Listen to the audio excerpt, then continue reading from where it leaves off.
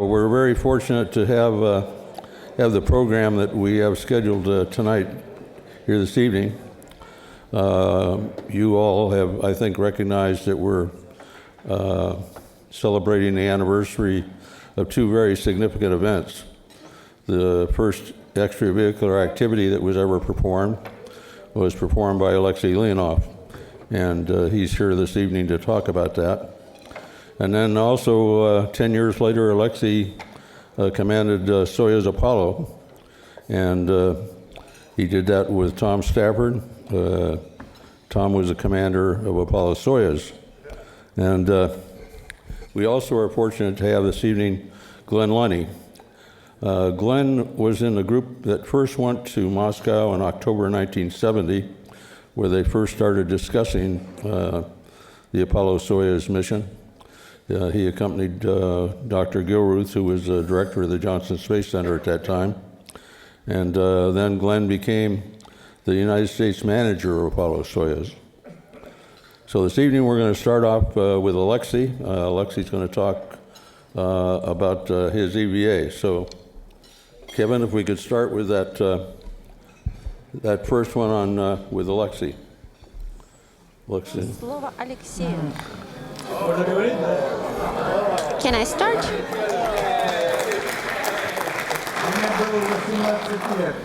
I was 18. This is the first cosmonaut class, and this is our first meeting with the big bananas. This is Yuri Gagarin, myself, Sarkovich, centrifuge, hyperbaric chamber, centrifuge. Microphone.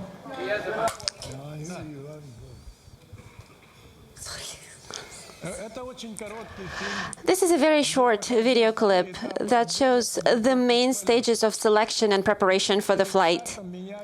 Prior to launch, I'm being dressed.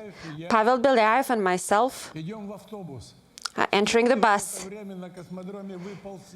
This was the first time when we had snow at the launch site. It happens very, very rarely. Soyuz launch.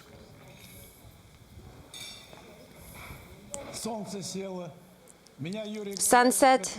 Yuri Gagarin asked me, blink if you can hear me. So I was winking at him to let him know that I could hear him. This is how I was exiting the vehicle into the airlock. This was filmed. Prior to that, there were two cameras installed for filming this. So I had to take out the umbilical from the airlock first, so it wouldn't pull me back. So this is a film that was, and the camera worked for 3 minutes only. What was the error? The lens was focused very narrowly, so I had to control where I was in space to be in the camera view, and I kept getting out of that camera view. After this, the ship started rotating with a speed of 20 degrees per second, which is a very large speed, or very fast speed. At descent, we had to transition to the manual mode, which we had to do because of the failure. I had to select the landing site. We chose Taiga, where there were no power lines, there were no large buildings. The temperature during the day was plus 15 at night, minus 25 degrees Celsius. This is after we've been taken out of Taiga. We had to ski out of Taiga and get to the helicopter. This is the welcome ceremony in Moscow. Nobody does that for the cosmonauts nowadays.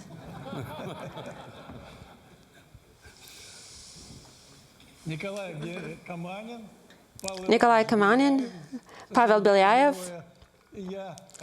with the Star Medal, and this is myself and Severin. This is a meeting at the manufacture plant that manufactured our vehicle. This was part of the tradition. We had to visit the manufacturer's plant and tell them about our experience during the mission. And this is our delegation that is going to discuss important issues at the government level. Belyaev was a very good commander. We were driving in Volga. This is me.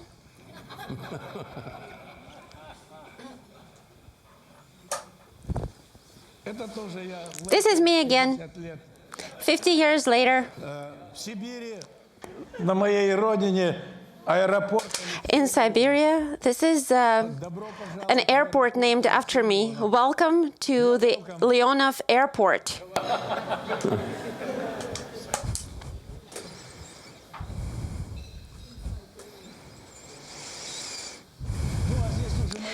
And here you can see my other people, my friends who are flying in Orlan suit. This is a great space suit. I would propose everybody should try that.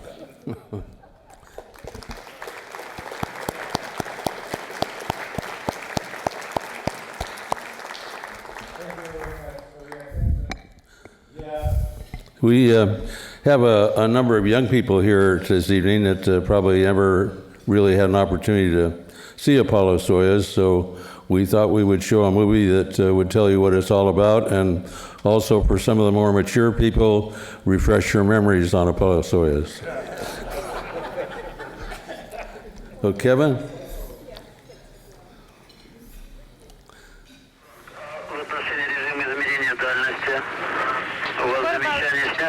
What about this?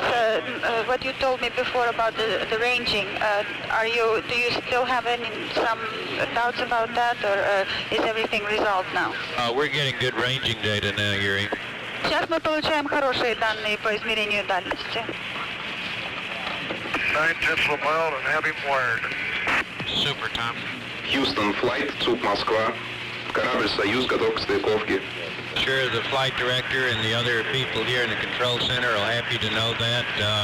I'd like you to know that Apollo is go for Doc also. Спасибо, Юрий Степанович, очень рада это слышать. Я уверен, что все остальные наши управленцы и руководитель полета будут тоже очень рады это слышать. Что касается Аполлона, Аполлон тоже готов к стыковке. And if you'll excuse me just for a minute, I'll pass that word on now. Вы меня сейчас извините, я передам ваше разрешение на стыковку. You can see his antennas from out here, deck now. Roger. Apollo Houston, I got two messages for you. Moscow is go for docking. Houston is go for docking. It's up to you guys. Have fun. All righty, sounds good. Palovina Mila, Alexei. Mid-July 1975, an American Apollo spacecraft and a Soviet Soyuz spacecraft prepare to join in Earth orbit, 140 miles above the Atlantic near Portugal. During their two-day joint flight, astronauts and cosmonauts transferred between spacecraft. They conducted space experiments, and they tested a compatible rendezvous and docking system, evaluating its potential as the universal standard on future spacecraft for docking and rescue. The mission climaxed more than 3 years of planning and preparation, a time during which differences in language, in technology, in political creed were set aside in favor of the common goal. This was the mission that opened the door to international manned spaceflight, the mission that set the course for joint flights of the future. This was the mission of Apollo Soyuz.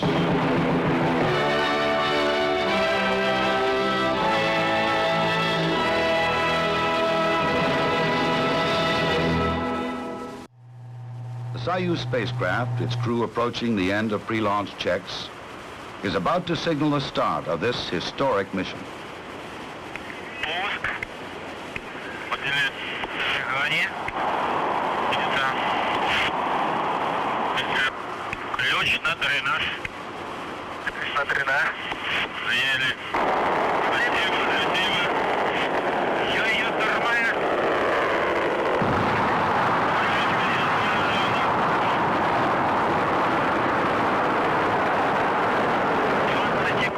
Mission Control Moscow, flight controllers monitor Soyuz as it gathers momentum en route to orbital altitude. Less than 9 minutes after launch, Soyuz, powered by triple booster stages, is inserted into its assigned orbit. 5, 4, 3, 2, engine sequence start. 1, 0, launch commit. We have a liftoff. All engines building up thrust. Moving out. Clear the tower. Roger, power clear. Roger, Tom, you got good thrust on all engines. You're right on the money. 30 seconds, we're on the way. Stand by for mode 1 Bravo. Mark, 1 Bravo. 1 Bravo, energies. Roger. And cabin pressure's coming down. Roger. Apollo is placed in orbit. 5, 6, 9. Go. And before the flight is 3 hours old, the docking module is smoothly extracted from the second stage booster, left trailing behind. During the next 40 hours, Apollo, through a series of maneuvers, will slowly close the orbital gap with Soyuz.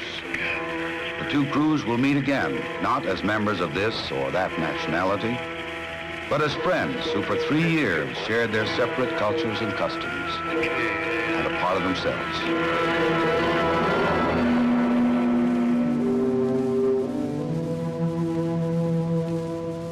In preparing for their mission, Soviet and American crews spent a good deal of time together. In formal mission training, in learning about the other man's culture, in getting to know the man himself.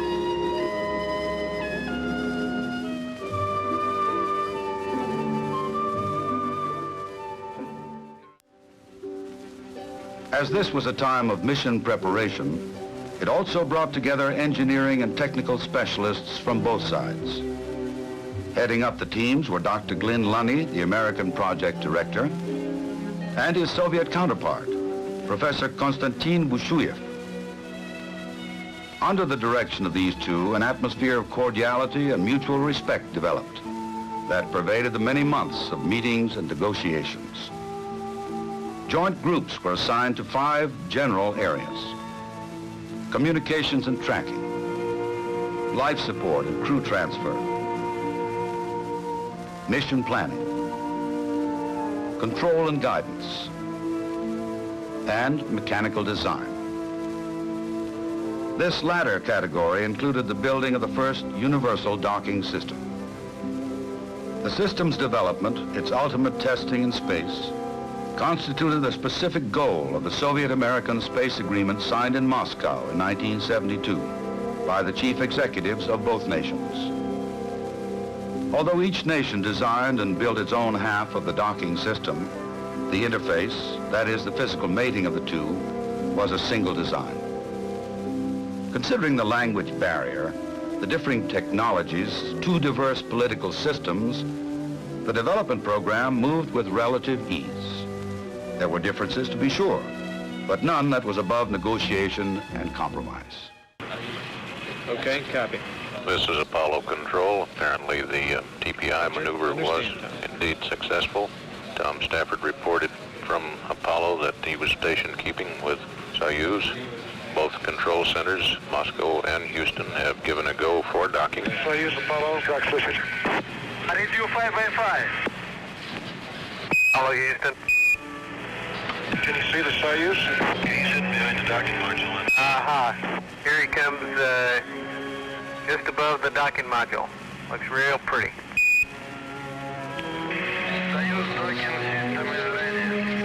Good job. Let's say that. Looking fine.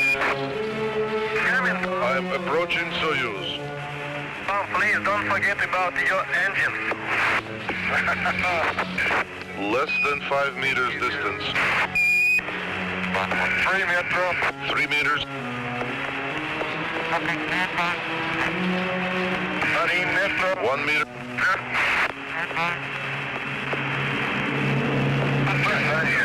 Contact. Capture.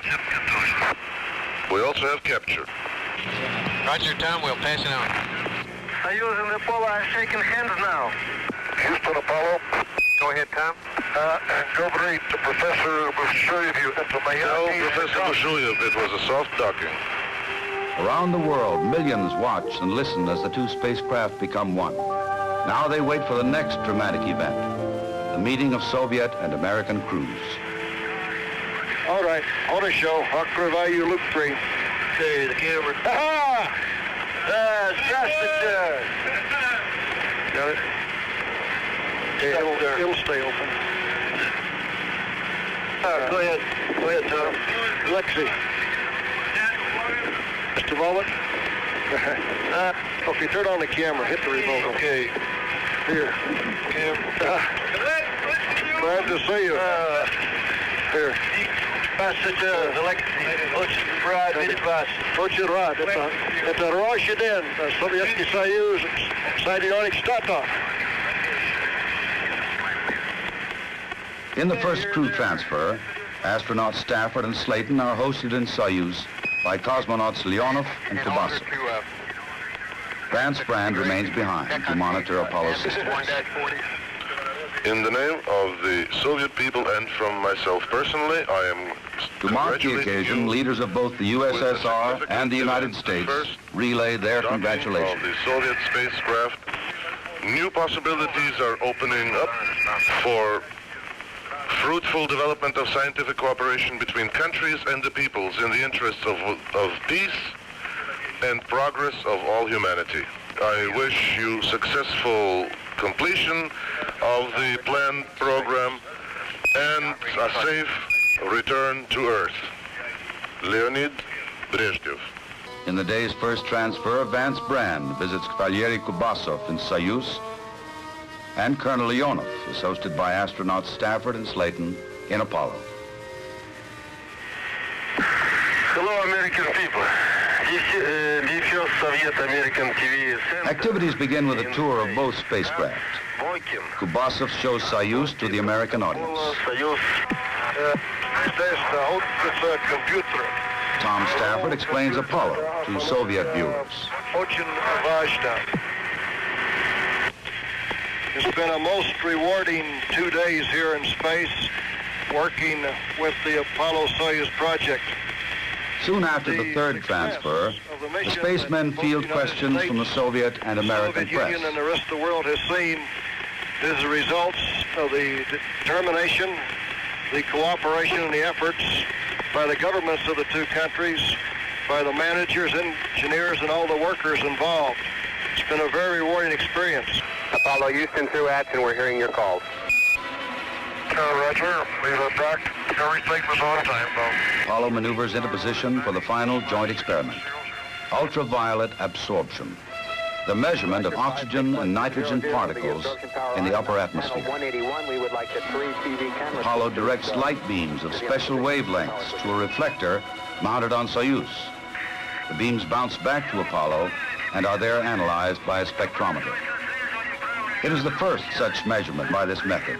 The results have given investigators a clearer knowledge of outer atmospheric makeup, including the quantities of ozone in the upper atmosphere. Termination of the experiment signals the end of the joint phase of the mission, and the separation between spacecraft grows more distant with each successive orbit. Apollo will fly solo for 4 more days, but the crew of Soyuz makes ready for return to Earth. Through highly refined instruments, they look out in our galaxy and beyond. A new source of radiation is found, the extreme ultraviolet, which many scientists thought would remain forever invisible. Others felt it didn't exist at all. The discovery ranks high in importance and may open a new branch of astronomy for studying the universe. They attempt to locate the sources of soft X-rays. They probe the temperature and abundance of the interstellar medium. They test ways of long-term monitoring of aerosol particles in the atmosphere, which may have profound effects on our weather and environment. They look back on Earth, on those features that will yield the greatest results. Geological features, the oceans, the deserts, pollution patterns, weather formations, all the phenomena that comes under the general heading of Earth resources. As the mission comes down to the wire, the docking module is jettisoned, and it too becomes part of an experiment. With the two instrumented spacecraft close together in the same orbit, it is possible to measure their relative movements caused by variations in Earth's gravity. The technique provides a means of accurately mapping the Earth's mass structure on a global basis. The spirit and the letter of the 1972 joint agreement had been dramatically fulfilled. Hopefully it represents a prelude to the future, to a time when all mankind will share the work and the dividends of space. The space shuttle is a major step in that direction. The shuttle will transport into orbit a European development called Space Lab. With 10 countries of Europe sharing construction and cost, men and women of many nationalities will be able to apply their creative talents aboard Space Lab for the benefit of the world community. But for Space Lab, for Shuttle, for all the cooperative space efforts to come, the groundwork has been laid by Apollo-Soyuz, the model for the future.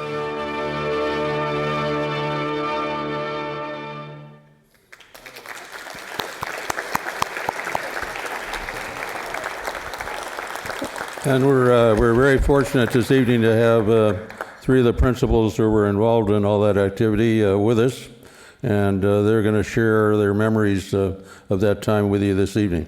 So I'll turn it over to Tom. Сейчас я говорю по-английски. Well, it was a wonderful assignment. Once President Nixon, Secretary Brezhnev had signed this, of course, Glenn had worked on it before in the preliminary workup, and I was assigned to it in late November, early December in 1972. And again, there were differences, again, in the political system that had some influence a little bit on ours. So, originally, I'd talked to Glenn, I'd talked to George Lowe, people. I said, I'm going to need 2 years to really get to understand their systems, to understand the language, what happens if you have loss of pressure, fire, attitude control, a whole series of things we can't even think about. But the Soviets at the time said, no, we'll tell you our crew 6 months before launch. I said, no way. And so, anyway, George Lowe, Dr. Fletcher said, okay, so in February of 1973, we announced our crew. Deke Slayton, Vance Brand, and still no Soviet crew. So finally, the Soviets came back and said, all right, we'll announce our crew at the Paris Air Show at Le Bourget. So that would give us 2 years. And so at the time, we're having some major issues with Skylab. And Vance was a backup crew on Skylab, and Deke was head of flight crew up. So I represented the crew and met the Aeroflot airplane at Le Bourget, and a series of cosmonauts got off. And I didn't know which ones were going to be the crew members. And that evening, they invited me over to their hotel room, and they had their usual nice brown big bag, opened it up, and here we had some good Staria vodka, it's old vodka, and some cognac, and they told us then that the crew would be Alexei Leonov and Valery Kubasov. So that was very good. So right away we started training back and forth, and they came to Houston in August, which is a fine time to come here. But we started working right away, and it was really, and again, we kept it very professional. They were professional test pilots and engineers, and there was no politics ever involved. We had a goal to do for both countries, and we had a long ways to go. We were going to do it.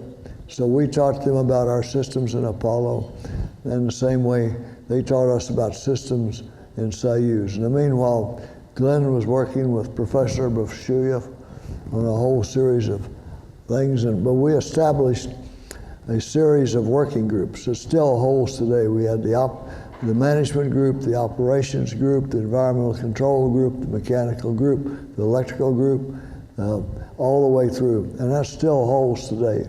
And it was a base later on for basically the shuttle Mir, and now for the space station. But this was the base of it. And right away, we would have them over to our house in Houston the first time in August, and we went back to the Soviet Union.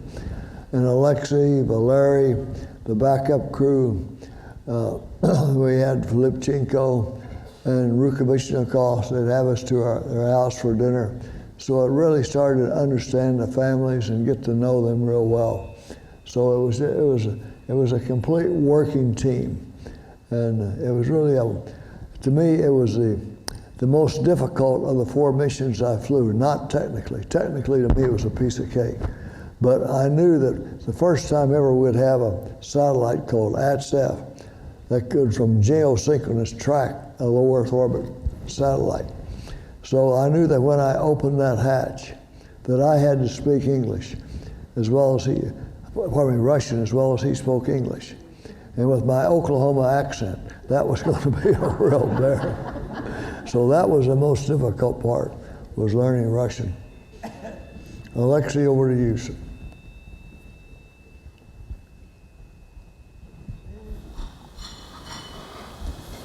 Me? A very short report. Очень короткий отчет, очень короткий доклад. Mr. Galani, it is possible to speak me. Our general director. Наш генеральный директор. Нам очень повезло. We were very fortunate that at that time we already had such amazing leaders as Glenn Lani and as academician Bushuyev. It was easy to work with them. Everything was clear. But I want to go back in time. The majority of you present here weren't even born back then. And so you're probably not aware of the very difficult, tense relationship between our two countries. Those relationships were much more complicated than they are now. And back then, there were 4 great citizens of the globe. The initiative belonged to President Nixon. He's the one who picked up the phone, called Moscow, and he was connected not with the Secretary General of the Communist Party, but he got connected to a very wise and smart person, Mr. Kosygin. Nixon was aware of what was happening, so he knew whom to contact. And also we got lucky because on the US side, Mr. Fletcher got involved. So between all of them, they were able to agree on the project. It was said that, listen, it's going to be very difficult. What would happen if there is a spark and then a fire? So the flight may be very difficult. So let's find really good guys, prepare them, and then launch them into space. Let's allow them to have an opportunity to work together so they understand each other, and then they can address the entire world. That was Nixon's opinion. I met with him several times, so I understand him. But Fletcher and Kosygin were exactly the same. They had the same spirit, and so they selected Glenn and Bushuyev, and the program commenced. Let's start with the first visit of our friends to Moscow. They came in November. They came from Houston, where the temperature was 25, 30 degrees Celsius, and in Moscow it was minus 20 degrees Celsius. And they came in their long sleeve shirts and their jackets, light jackets, and we started preparing, and they were freezing, so we needed some time to get them dressed properly. So I had to give them flight underwear, long johns, that would keep them warm. It's made out of very thin wool, chocolate in color. So they got dressed properly. They were properly outfitted now. And then one of my subordinates told me, listen, there are people running around in long johns. And I said, who is that? Yeah, we had to detain them. And I tried to explain to our counterparts that, listen, these are long johns. This is what goes underneath your clothing. But they said, but we're comfortable like this. So we're going to continue working. It's snowing. We're wearing furry hats, proper coats. And we had a visit to a museum of Tsiolkovsky. We get to that museum, there are several ladies standing outside, so I come up to them and I asked them, so do you live here? They said yes. And they were telling me how life is hard. They don't have, for example, sausages. And but when I asked them, I asked another lady that, and she said, no, everything is great. And then I heard her, she turned around to her friend and she said, hey, look, this American, he speaks English, he speaks Russian really well. And he was trying to ask me if we have sausages here. So I took off my hat so they could recognize me, and I said, so now can you tell me how things are with food and everything? And they said, no, everything is great. So, but I had to explain to our U.S. friends why I was asking these ladies about sausages. But it was because it was one of those food products that was very hard to get and it was very expensive. So it was one of the realities of life back then. So after that adventure, we started working with hydrolab and centrifuge that would allow us to achieve the loads of 4Gs. We placed them in very good rooms in the hotel. And of course, we had to do physical activity or sports every day. We had to do proper training, and we had a cultural program for each day. And because of this interaction, we started to learn more about each other, and we started to realize that we're basically the same. And as part of this project, we became very impressed with the high professional attitude of everybody involved in this project. And we had a great backup crew, very disciplined.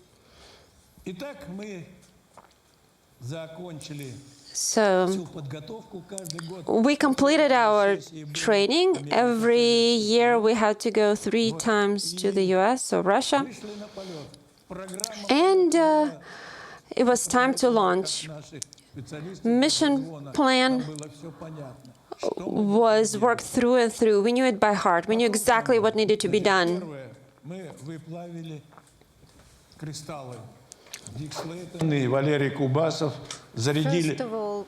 First of all, we were working with crystals. We had special ovens to get the unique material for it. Also, we had medical and biological problems and experiments. We had fish. How are your fish doing? Well, the fish is all dead. They are doing well.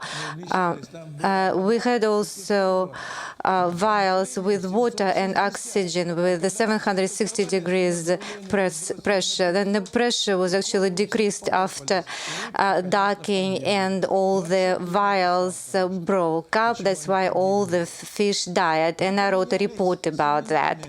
Also, we were exchanging seeds, Siberian seed and California seed, cedar seeds. We reported to the director, we have the whole taiga of California cedar planted as a result of it. They are 30 meters tall. Everybody knows in Siberia, those are the seeds from California brought by us. In the botanical gardens, we also have some seeds that we were still working on at that time.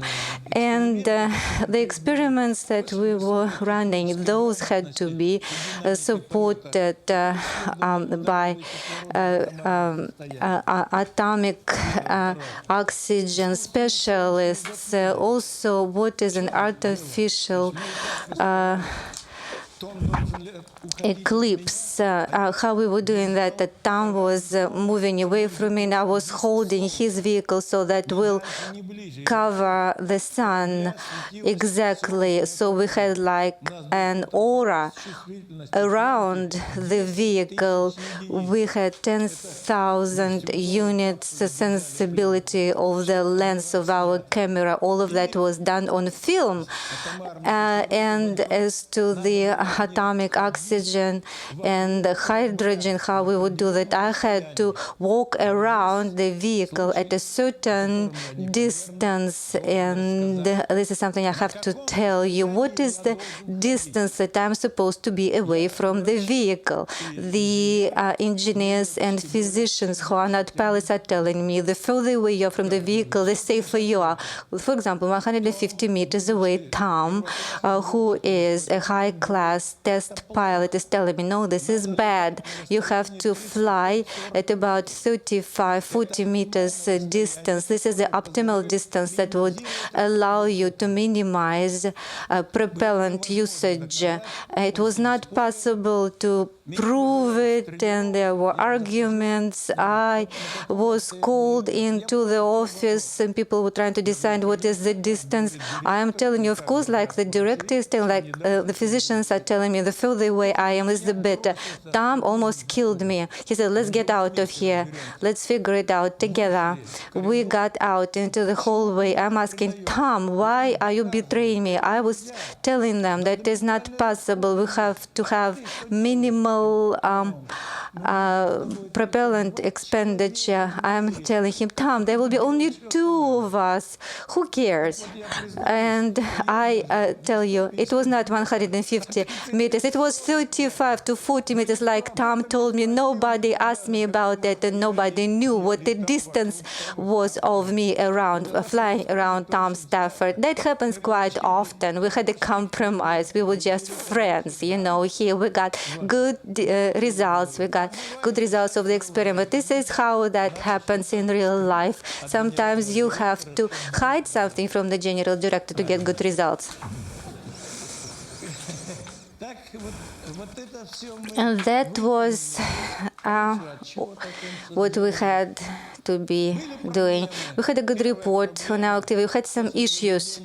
There was a problem after launch. 5 cameras failed, and we were not getting the needed information. We had to fix them. Tom was not able to open the hatch. We had to fix that.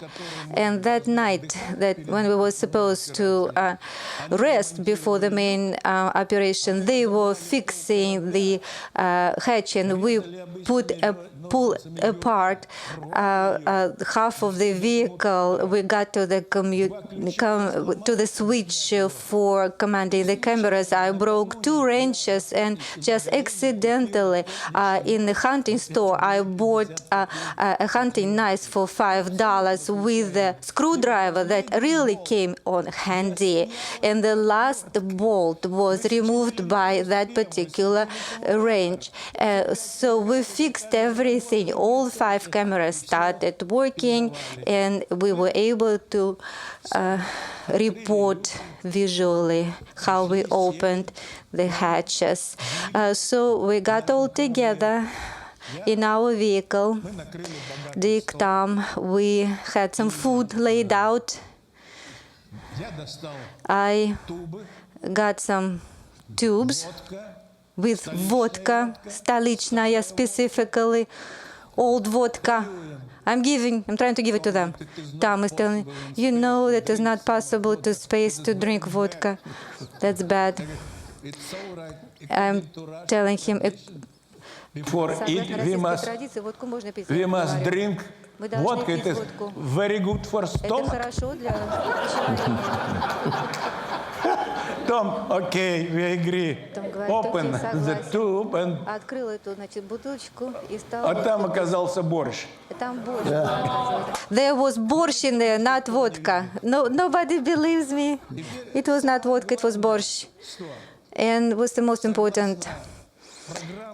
According to the program, and I was following it to the dot. We were supposed to open the hatch and shake hands above Moscow. When we got close to Moscow, I'm telling them, let's open the hatch, let's receive the crew. And they are apparently already sitting at the table around. How come? Yes, we've been sitting here for 20 minutes and having coffee. The American coffee with Russian vodka.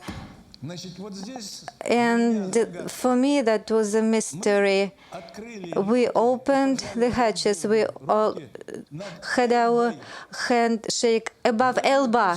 Can you imagine? That is symbolic. 30 years prior to that, our fathers, soldiers of the Soviet Union and US, met at elbow, and we are 30 years later, their kids, we met above the earth, above elbow.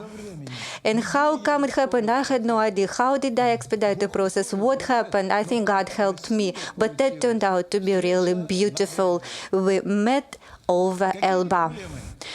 What problems did we have? The main problem was, of course, as I said, the hatch, the cameras, but the language problem was haunting us constantly. Only at a very professional level, technical level, we could understand what is barbecue maneuver. We know what it is. That means the spin at sun. We knew what the life support system is in everyday activities. We could understand each other even without using the language. And in this case, I wanted to make you laugh. We've been talking about serious scientific things all day. When we finished our last session, as usual, we had a reception, just like what we are doing now. We are feeling great. We completed everything. Everything is clear. And then we are going to our respective countries after that. Academician Fletcher is telling me, Alexei, you're the commander. I'm asking you, you have to say a speech. And I made a speech. It was very nice, but I made a mistake in one word, and that cost me a total new meaning that everybody loved. I said, I want to wish you, instead of successful life, I said, I want to wish you sexful life. It was very big explosive.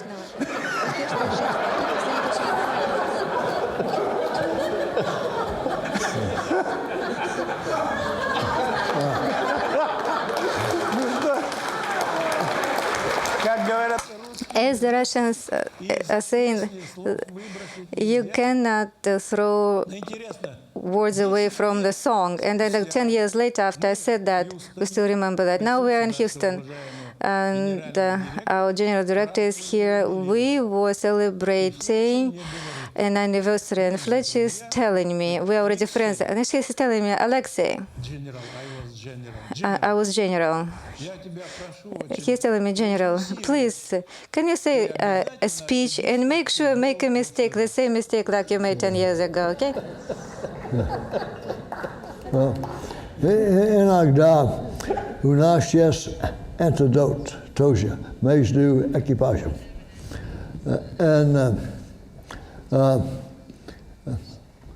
Well, you want to speak Russian or English? Well, during the training, you know, we had mock-ups and everything, and we'd practice going through the procedures on the timeline and get ready to open the hatch. Oftentimes, I'd knock on the door. Alexei would knock back.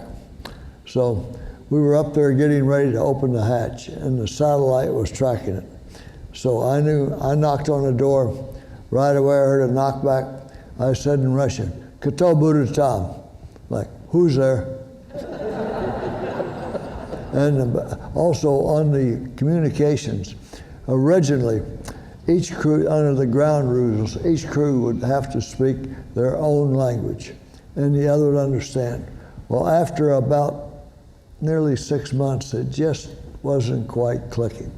And one night in Moscow at a вечеринка, which means, or a priom, a small party, usually a U-shaped table with the standard vodka, caviar, cognac.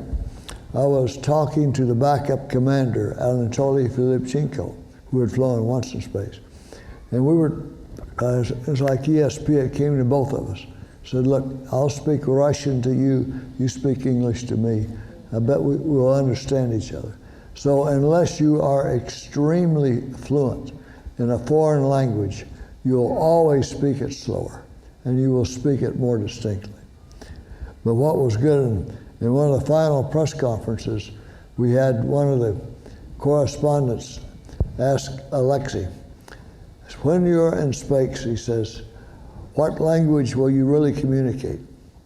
Alexei says, oh, we speak 3 languages.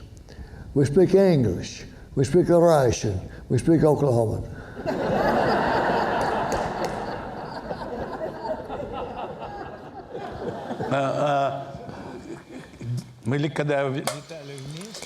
When we were flying together, based on the program, I had to participate in Good Morning America. Very famous TV on the America people.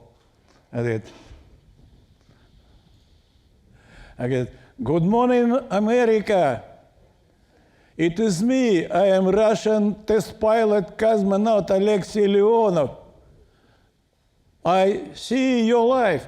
All American Russian colonel in space. Fantastic. I see too much yellow bus. Oh, just now, yellow bus from Weatherford, Oklahoma. Very sympathetic driver, very blonde woman.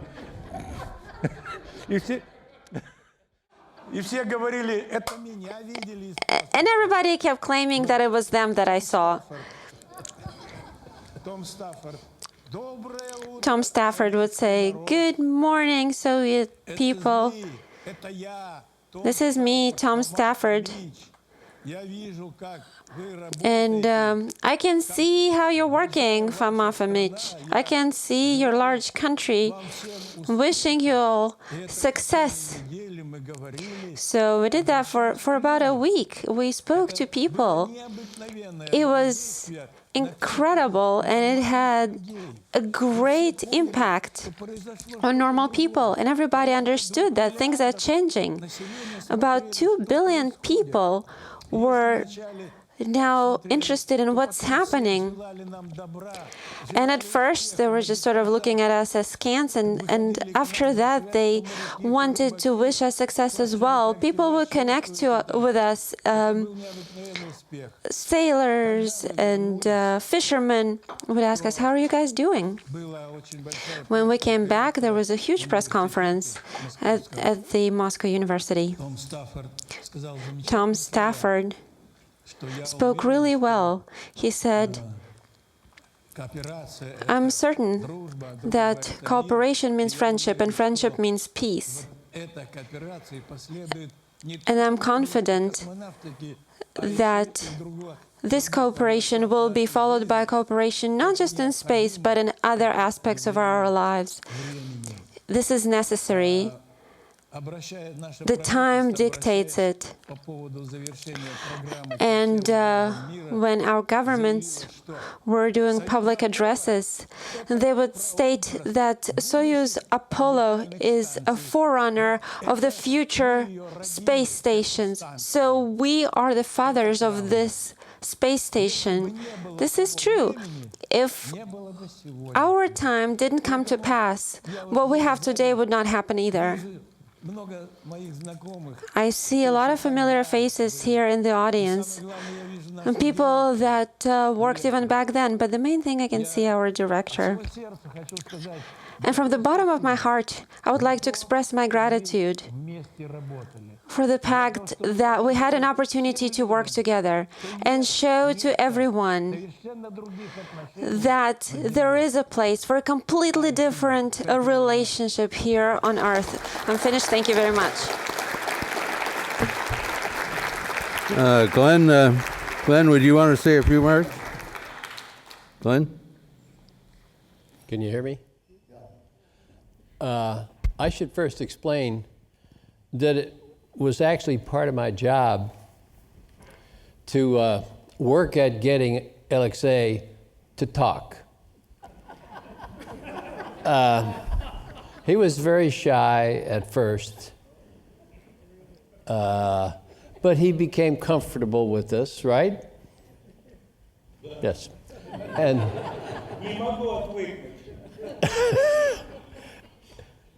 that's, yeah, right. You have got it. For me, it was easy. We had great people working on it, great technical people, and we had these two guys and their crews. So I should explain a little bit about how we did this. We had these working groups, which were specific technical areas, and just to tell you how they did the docking system. They did the docking system by having drawings on drawing boards, and they worked through what needed to be decided to make the drawing correct, and then they used that as the control device. They used these drawings to describe to each other and to the people who had to build them what the docking system was going to do. So that really made it pretty easy. And then we had a whole bunch of other things to worry about that we had to sort of talk through, things like fire or loss of pressurization or something like that. And we spent time doing that. And by going through the details of each technical subject and then looking at it all from the point of view of safety, we covered most of the bases. As a matter of fact, when we flew, there were no surprises that we were not able to deal with in flight. And as a matter of fact, it was relatively easy. Usually the simulations were a lot tougher than what we had to face here in the flight. It had been well worked, and I look back on it now, and when I first went over there in '70, I was a low 30s year old, and I tell you, I didn't have much idea what to expect, Alexei. I really did not have much idea what to expect. But when we got into the work in the first meeting, it became clear. We just did with each other what we each did back in our respective offices, and we worked the problem through. And there were many situations that could have gone bad, could have created a problem and so on. But in almost all cases, the man who's not here tonight, Konstantin Bushoyev, he was my opposite. He was 20 years more senior and more experienced than I at the time. But then Alexei and Tom would join the discussion. And between the four of us, we almost always got to a clear resolution and a clear understanding. And to go from kind of the unknown of what it was going to be like to a couple of years into the project, it was easy to see, or reasonable to see, that we could be making this a success, that it was going to work. And then when we flew, Alexei continued to talk and inspire us, right? And right. Everything goes smoothly like it feel there. And for us, it was a great experience. It was difficult, but it was a great experience. And today, that work continues. We did the Mir program back in the 90s. We're doing the space station today. And lots of what we did together still applies today. The docking systems still look pretty much the same. And the methods for working through the problems and arriving at a resolution are still the same. And that's what's going on every day on the space station. And it seems to work just fine.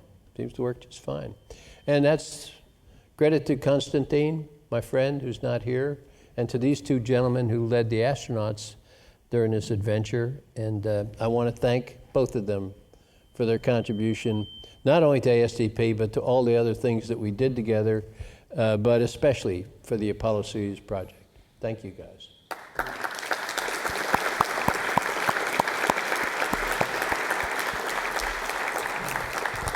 I might note that when I would like to acknowledge the great effort too that the Soviets put into it, and was we started to negotiate who will do the actual rendezvous, who will be the target, and it turned out because of our yaw steering capability, we had a wider window when the orbit came across the Cape. Then we're back in there. In others, we had about a 5-minute window. They had a far smaller window. So we would do the rendezvous, but they counted down 2 boosters and 2 crews. So they had a prime crew, a backup crew, and they had 2 crews beyond that. And then what they did, just to be sure everything would work out, I remember one morning, Glenn called me. He'd just gotten a call from Gusheyev. And what they did was they launched the backup crew on a Soyuz, Filipchenko and Rukavishnikov, and did a profile of the whole mission first. So they really went all out, and it was really good. The cooperation was fantastic. I just was going to note that the docking system that was used when shuttle went up and docked with the space station was the docking system we bought from the Russians. So we bought that docking system to put it in the shuttle, and that was the docking system that really came out of Apollo-Soyuz. The Russians had refined and improved that docking system. Vladimir Semetnikov had worked on that, and it's a great docking system, and it's still being used today. Yeah. Well, let me say the friendship has gone very far when you work together like this, and what you have, and what has taken so long. And I can practically consider Alexei a brother. In fact, I call him Moy Brat. But the families are so close that his granddaughter, Karina, is named after my daughter, Karen. And my grandson, my oldest daughter, his middle name is Alexei, after him. But also I've been to my wife, to his dacha, his house many times. And they've been to all 3 of our houses in the States. But also, we have shot a lot of birds together. And I even shot a moose and all that. So we hunt together too. So it's more than just being there for a mission. It's continued on over 40 years. And this past June, when Alexei celebrated his 39th birthday, Tom surprised him by showing up at the birthday party in Moscow. Yeah, that was a fun surprise. I knew he was having his 80th, so I called his executive assistant and his partner in an investment banking firm and said, "You can't tell him, but I'm going to fly over and surprise him." So So like I said, George, when it was 39th birthday, I showed up. Well, we're very fortunate to have all three gentlemen here this evening because they really made history. So please join me in giving them a round of applause.